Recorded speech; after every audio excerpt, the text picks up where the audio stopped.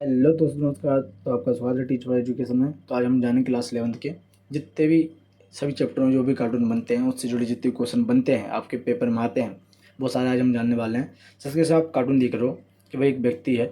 व्यक्ति कौन है? वो नेहरू है, जिसके दो मुंह हैं। ठीक है। जो अलग अलग, एक तो भाई वेस्टर्न कल्चर वाले हैं, यानी पश्चिमी सभ्यता वाले हैं। एक भारतीय सभ्यता वाले लोग हैं जिसको समझा रहे हैं। ठीक है। वही उनकी भाषा में। ठीक है। अब भाई दो मुआ व्यक्ति कौन है? भाई जो दो मुआ व्यक्ति है वो पंडित जवाहरलाल नेहरू है। भाई सदन में दाएं और बाएं बैठे सदस्य किस विचारधारा के हैं? भाई जो दाएं बैठे हैं, भाई पश्चिमी क्षेत्र में जो व्यक्ति दाईं ओर बैठा व्यक्ति है वो पश्चिम विचारधारा को दिखाता है, और जबकि जो बाईं ओर बैठा व्यक्ति है वो भारतीय विचारधारा के समर्थक को दिखाता है। ठीक है। आप पहनावा से भी देख सकते हो। पश्चिमी कल्चर में क्या वो गिटार वगैरह ले रखा है। वेस्टर्न कल्चर है, इंडिया के भाई लोकगीत गा रहे हैं, वंदे मातरम। ठीक। आगे क्या है? भाई क्या निर्णय लिया गया कि दोनों विचारधाराओं में संतुलन कैसे स्थापित किया जाए? भाई एक प्रयास किया गया कि एक संतुलन में लिए गए तालमेल और दोनों विचारधाराओं के वंदे मातरम को मान्यता दी गई है। राष्ट्रीय गान और जनगण मन को राष्ट्रीय गान के रूप में चुन लिया गया। इस तरह के दोनों की सुलझाएगा मामलों को। भाई अगला कार्टून आप देख सकते हो, बुक है। बुक के नीचे कार्ड्स हैं। ठीक है। भाई इस कार्टून में किस देश का संविधान दर्शाया गया? तो इराक का संविधान दर्शाया गया है। ठीक है। इस देश के संविधान को ताश के पत्तों की तरह क्यों दिखाया गया है? भाई इराक के संविधान को ताश के पत्तों के रूप में दिखाया गया है क्योंकि आधार बहुत कमज़ोर है। उसका जो बेस है बहुत क्या है, कमज़ोर है इराक का। भाई भारत के संविधान में संविधान का आधार भी कुछ ऐसा ही है? भाई नहीं, भारत का संविधान बहुत मजबूत है और इस पर काफ़ी विचार विमर्श हुआ है। संविधान निर्माण जो भारत का है, भाई भारत का तो आपको पता है सबसे बड़ा लिखित संविधान है, मजबूत है। तो उसके बेस में आंसर आप बना के भी लिख सकते हो। आगे बढ़ते हैं। भाई ये वाला कार्टून देख रहे हो आप। ठीक है। अब इस कार्टून में क्या हो रहा है कि भाई चुनाव में उत्सव के रूप में क्यों देखा जाता है? भाई चुनाव एक त्यौहार के रूप में देखा जाता है क्योंकि चुनाव एक निश्चित अवधि होती है और सभी मतदाता इसमें भाग लेते हैं और अपना चुनाव करते हैं, पसंदीदा अपने सरकार को चुनते हैं। आगे है, इस कार्टून में चुनाव को क्या आपदा के रूप में दिखाया गया है? भाई इस कार्टून में चुनाव के रूप में दिखाया गया है कि आपदा आपदा क्योंकि सभी उम्मीदवार चुनाव जीतना चाहते हैं और इसके लिए वे चाहते हैं कि किसी भी प्रकार के उपाय अपनाना जो लोकतंत्र के लिए खतरनाक साबित हो सकता है। ठीक है। भाई कितने वर्षों में भारत में आम चुनाव होता है? भाई हर 5 वर्षों में भारत में आम चुनाव होता है। अगले कार्टून को बढ़ते हैं। भाई ये कार्टून है जिसमें नेहरू जी एक हाथी पूंछ खींच रहे हैं, जिसमें अडल्ट बोर्ड लिखा हुआ है, मतलब वोट देने की जो उम्र है वो कितनी हो रखी है? 21 वर्ष। स्टार्टिंग में 21 वर्ष थी। ठीक है। बाद में 18 वर्ष की गई है। इस कार्टून में हाथी किस समस्या की ओर इशारा कर रहा है? भाई इस कार्टून में हाथी किस समस्या को दर्शाता है? भारत के पहले चुनाव में मतदाता को नियंत्रित करके सफल मतदाता यानी अनुभवहीन मतदाता को विशाल बहुमत। पता है भाई भारत एक विभिन्नताओं का देश है और इन विभिन्नताओं में सभी को एक साथ लाकर वोट डलवाने की जो प्रक्रिया थी वो बहुत कठिन थी, जिसमें इसमें दिखाया गया कि नेहरू जी उन सबको इकट्ठा कर रहे हैं, एक हाथी के समान है वोटर्स।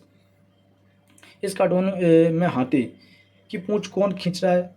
तो जो हाथी पूंछ खींचने वाला व्यक्ति है वो है पंडित जवाहरलाल नेहरू। भाई वैश्विक मताधिकार से आप क्या समझते हैं? भाई उस व्यक्ति को वोट देने का अधिकार जो 18 वर्ष की आयु आयु है या अधिक, इसे वैश्विक मताधिकार के नाम से जाना जाता है। भाई हाथी की पूंछ किस और इशारा कर रही है? जो हाथी की पूंछ है वो खींचने के उद्देश्य से तैयारी करना है, मतलब चुनाव के लिए जो अनियंत्रित मतदाता हैं, वोटर्स हैं, उनको चुनाव के लिए मनाने का एक तरीका। अगले कार्टून को बढ़ते हैं। देखिए ये अगला कार्टून है आपका। भाई इसमें आप देख सकते हो, इसका क्वेश्चन क्या है, ये कार्टून किससे संबंधित है? तो ये कार्टून संविधान सभा और संविधान के राजनीतिक दर्शन से संबंधित है। भाई इससे क्या इससे हम क्या समझते हैं इस कार्टून से? भाई इस कार्टून का ये निष्कर्ष निकाला जा सकता है कि संविधान इस विचार पर जोर देता है कि स्वतंत्रता, समानता, लोकतंत्र, सामाजिक न्याय और राष्ट्रीय एकीकरण का होना चाहिए और शांतिपूर्ण एवं लोकतांत्रिक तरीके से कार्यान्वित किया जाना चाहिए। और क्या है? अगला कार्टून देखते हैं। भाई इसमें देखो एक नेता को ऊपर भेजा जा रहा है, ऊपर से नीचे गिर रहा है, किकिंग अप स्टेयर। भाई राज्यपाल की नियुक्ति किसके द्वारा की जाती है? भाई राज्यपाल की नियुक्ति वो राष्ट्रपति के द्वारा की जाती है। आप जो इसके चैप्टर है उसमें आप देख सकते हो विधायिका वाले में। और कार्यपालिका वाले में। तो अगला क्वेश्चन है कि राज्यपाल की नियुक्ति का क्या अर्थ है, इस कार्टून में क्या दिखाया गया है। इस कार्टून के माध्यम से बताया जा रहा है कि राज्यपाल किसी भी समय नियुक्ति से हटाया जा सकता है। ठीक है, क्या राज्यपाल एक के रूप में कार्य करता है, केंद्र का एजेंट कौन होता है। हाँ भाई, राज्यपाल केंद्र के एजेंट के रूप में कार्य करता है, क्योंकि वह राष्ट्रपति द्वारा सिफारिश के आधार पर नियुक्त किया जाता है। भाई वो एक एजेंट के रूप में ही कार्य करता है केंद्र के लिए। जिस तरीके से राष्ट्रपति कार्य करता है केंद्र के लिए, वैसे ही वो स्टेट लेवल पर राज्यपाल होता है, उपराष्ट्रपति के पद और राष्ट्रपति के पद की तरह। अगला है कि भाई वॉकआउट नहीं, आउट किए गए हैं। भाई इस कार्टून को देख सकते हो आप कि घर से बाहर निकलने का क्या मतलब है। भाई सदन में वॉकआउट का मतलब है जब विपक्ष का एक प्रतिशत को घेरने की कोशिश किया जाता है, किसी मुद्दे की पहल करता है और असफल हो जाता है, तो वे घर से बाहर आ जाते हैं। ठीक है, आगे क्या, लोकसभा के सदस्य को कौन निष्कासित कर सकता है। भाई लोकसभा के सदस्य को वक्ता यानी स्पीकर यानी कि प्रधानमंत्री निष्कासित कर सकता है। पर किस आधार पर संसद से निष्कासित किए जा सकते हैं। भाई यदि सदस्य अनुशासनहीनता करते हैं तो लोकतंत्र अध्यक्ष सभा उन्हें बाहर भेज सकते हैं सदन से। ओके, अगला आगे बढ़ते हैं हम। तो इस कार्टून आप देख सकते हो, एक व्यक्ति है, पीछे गांधी की फोटो लगी है, जो कुछ लोगों को समझा रहा है। अब ऐसे कुछ लिखा हुआ है, सावधान, चुनाव जीतना मुश्किल काम होने वाला है। अब नई आचार संहिता, सही और स्वच्छ मतदान तथा कड़े अनुशासन जैसी नई मुसीबतों का झेलना पड़ेगा, इसमें लिखा हुआ है। अब क्या नेता किस बात से डरते हैं। भाई इस कार्टून नेता स्वतंत्र और निष्पक्ष राजनीति से डरते हैं और चुनाव आयोग द्वारा चुनाव की जो आचार संहिता लागू हो रही है उससे डरते हैं।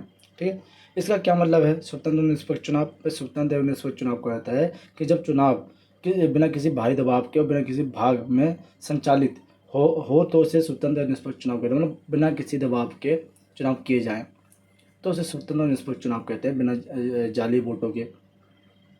तो स्वतंत्र एवं निष्पक्ष चुनाव करने की जिम्मेदारी किसे दी गई है। भाई निर्वाचन आयोग को, चुनाव आयोग को दी गई है। आगे कार्टून को बढ़ते हैं, क्या है ये कार्टून देख सकते हो आप, जो CM2 सीख ट्रस्ट वोट लिखा हुआ है। अब इसमें लिखा हुआ, मेरी परेशानी खत्म नहीं हुई, मैंने विश्वास मत जीत लिया है। भाई इसका मतलब क्या है। विश्वास मत भाई सदन में स्पष्ट बहुमत साबित करने को वोट ऑफ द ईयर कहा जाता है, आत्मविश्वास। ठीक है, अब आप क्या समझते हैं कि सामूहिक जिम्मेदारी से संपूर्ण मंत्रिपरिषद किसके प्रति उत्तरदायी हैं। भाई विधायिका में इसे सामूहिक उत्तरदायित्व कहा जाता है। भाई जिसके प्रति उत्तरदायित्व होते हैं सामूहिक रूप से मंत्रिपरिषद, उसको क्या कहा जाता है, सामूहिक जिम्मेदारी। किसके प्रति होते हैं, जनता के प्रति होते हैं।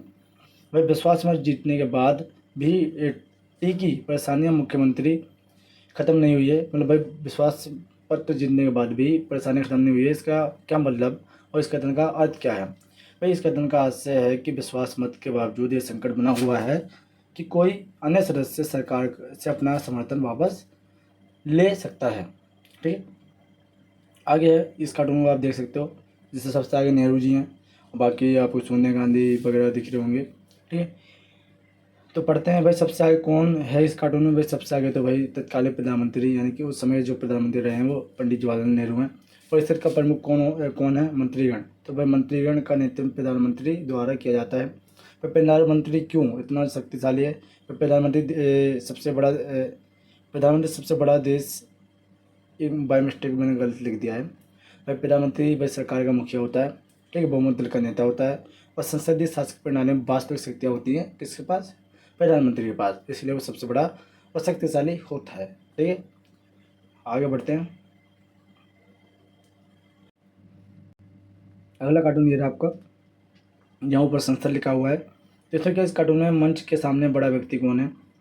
जो बड़ा व्यक्ति है वह इस कार्टून में सबसे मंच के सामने खड़ा व्यक्ति कौन है, वो विभिन्न मंत्रियों के मंत्री यानी कि प्रधानमंत्री है, जवाहरलाल नेहरू है। इस कार्टून में मंत्री यहाँ क्यों खड़े हैं। भाई ये मंत्री यहाँ इसलिए खड़े हैं क्योंकि उन्हें अपनी विभिन्न मंत्रालयों के लिए धन प्राप्त करने के लिए, और क्योंकि मंत्रियों को संसद की मंजूरी के बाद भी धन दिया जाएगा, इस चीज़ के लिए वो यहाँ पर खड़े हुए हैं। कार्टून में संसद की कौन सी शक्ति दर्शाई गई है।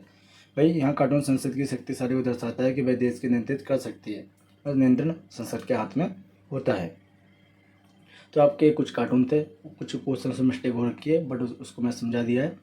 तो अगर आप चैनल पर नए हैं तो चैनल सब्सक्राइब कर लीजिए और अपने दोस्तों में शेयर कर दीजिए ताकि उनकी भी हेल्प हो सके। तो थैंक यू, मिलते हैं आपको नेक्स्ट वीडियो में।